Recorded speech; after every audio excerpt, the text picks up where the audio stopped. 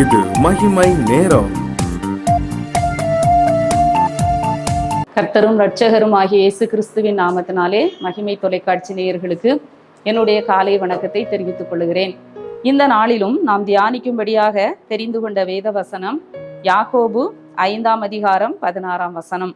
நீங்கள் சொஸ்தமடையும்படிக்கு உங்கள் குற்றங்களை ஒருவருக்கொருவர் அறிக்கையிட்டு ஒருவருக்காக ஒருவர் ஜெபம் பண்ணுங்கள். நீதிமான் செய்யும் ஊக்கமான வேண்டுதல் மிகவும் பலனுள்ளதாய் இருக்கிறது.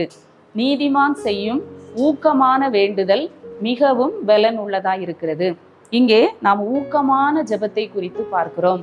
நேற்றைய தினத்திலே நாம் இடைவிடாமல் ஜெபிக்க வேண்டும் என்று சொல்லி நாம் சிந்தித்தோம். இந்த நாளிலே ஊக்கமாக நாம் ஜெபிக்க வேண்டும், ஒருவருக்கொருவர் ஊக்கமாக ஜெபிக்க வேண்டும். நீதிமான் செய்யும் ஊக்கமான வேண்டுதல் மிகவும் பலனுள்ளதாய் இருக்கிறது. நீங்கள் சொஸ்தமடையும்படிக்கு ஒருவருடைய குற்றங்களை ஒருவர் அறிக்கையிட்டு ஒருவருக்காக ஒருவர் ஜெபம் பண்ண வேண்டும். வேதத்திலே நம்ம அநேக ஜெபங்களை குறித்து பார்க்கிறோம். இந்த நாளிலே நாம் எப்படி ஜெபிக்க வேண்டுமாம்? ஊக்கத்தோடு ஜெபிக்க வேண்டும். சாதாரண ஜெபம் வேற, ஊக்கமாய் ஜெபிக்கிறது வேற. அன்றாட ரொட்டீனா நம்ம ஜெபிக்கிறது, கடமைக்காக சிலர் ஜெபிப்பாங்க, சிலர் ஊக்கத்தோடு என்ன செய்வாங்க? ஜெபிப்பாங்க. வேதத்துல நம்ம கூட அநேகரை பார்க்கிறோம். அடுத்த வசனத்துல நம்ம எலியாவை குறித்து பார்க்கிறோம். எலியா என்பவன் நம்மை போல பாடுள்ள மனுஷனா இருந்தாலும் மழை பெய்யாதபடிக்கு கருத்தாய் ஜெபம் பண்ணினான். ஆம், எலியாவும் நம்மை போல ஒரு பாடுள்ள மனுஷன்தான். ஆனால் மழை பெய்யாதபடிக்கு அந்த எலியா கருத்தாய் ஜெபம் பண்ணினார். அப்பொழுது 3 வருஷமும் 6 மாதமும் பூமியின் மேல் மழை பெய்யவில்லை. மறுபடியும் எலியா ஜெபிக்கிறார். அப்பொழுது வானம் மழையை பொழிந்து பூமி தன் பலனை தந்தது. இந்த எலியாவினுடைய அந்த ஊக்கமான ஜெபத்தை நாம 1 நாளாகமம் 19ஆம் அதிகாரத்திலே நாம பார்க்கிறோம். அந்த எலியா ஆகாபை பார்த்து சொல்லுகிறார், நீர் ரதத்தை ஆயத்தப்படுத்தி நீர் போகும் சொல்லி அவரை அனுப்புகிறார். அனுப்பிட்டு சொல்லுகிறார், நீர் போம், போஜனம் பண்ணும், பெருமழையின் இரைச்சல் கேட்கப்படுகிறது என்று சொல்கிறார். ஆனால் அங்கே 3.5 வருடங்களாக மழை இல்லாத ஒரு காலத்திலே எலியா வாக்கு கொடுக்கிறார். நீர் போம், போஜனம் பண்ணும், பெருமழையின் இரைச்சல் கேட்கிறது என்று சொல்லுகிறார். சொல்லிவிட்டால் அந்த எலியா என்ன செய்கிறார்? கர்மேல் பர்வதத்திலே ஏறி தரையிலே பணிந்து தன் முகம் தன் முழங்காலில் பட குனிந்து அவர் ஜெபிக்கிறார். பாருங்க, மலையின் மேல், கர்மேல் பர்வதத்தின் அந்த சிகரத்தின் மேல் ஏறி தரையிலே பணிந்து தன் முகம் முழங்காலில் பட குனிந்து ஜெபிக்கிறார். 1 தடவை 2 தடவை அல்ல, 7 தரம் அவர் என்ன செய்கிறார்? ஜெபிக்கிறார்.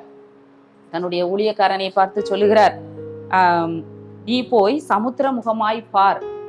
7 தடவை பார்க்கிறார். 7ஆவது தடவை தான் உள்ளங்கை அளவு அத்தனை ஒரு சிறிய மேகம் எழும்புகிறதை பார்க்கிறோம்.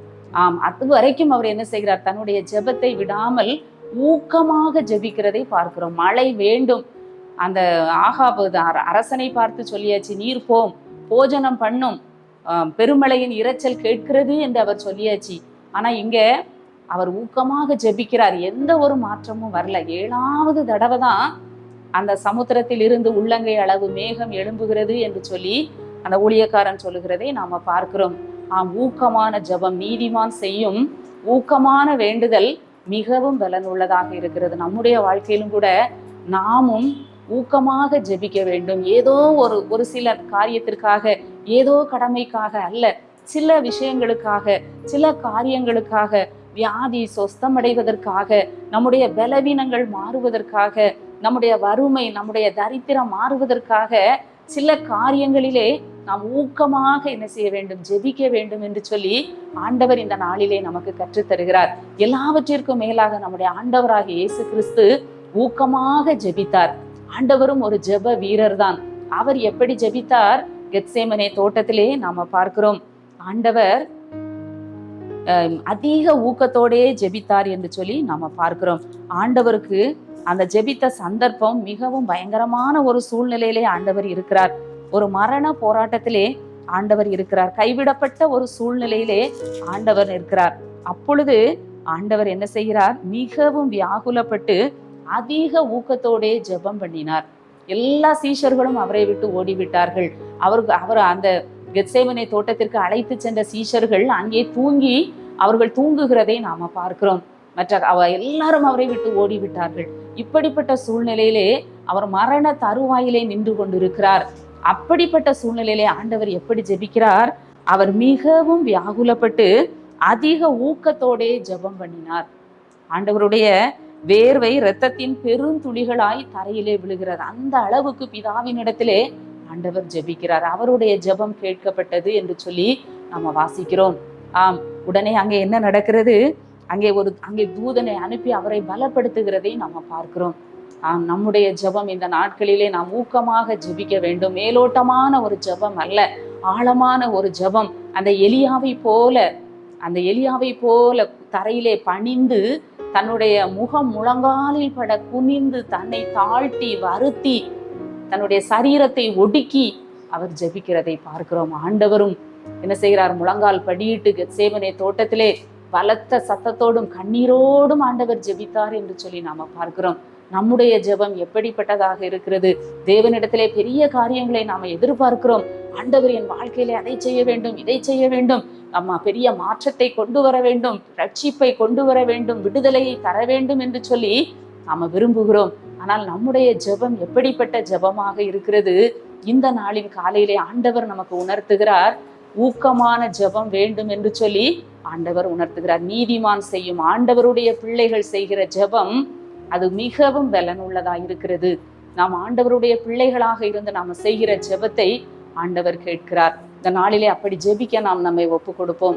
எங்களை நேசிக்கிற நல்ல ஆண்டவரே, அருமையான காலை வேளைக்காக உம்மை துதிக்கிறோம், உம்மை ஸ்தோத்தரிக்கிறோம். இந்த நாளிலும் ஆண்டவரே, நீதிமான் செய்யும் ஊக்கமான ஜெபத்தை குறித்து நாங்கள் தியானித்தோம்.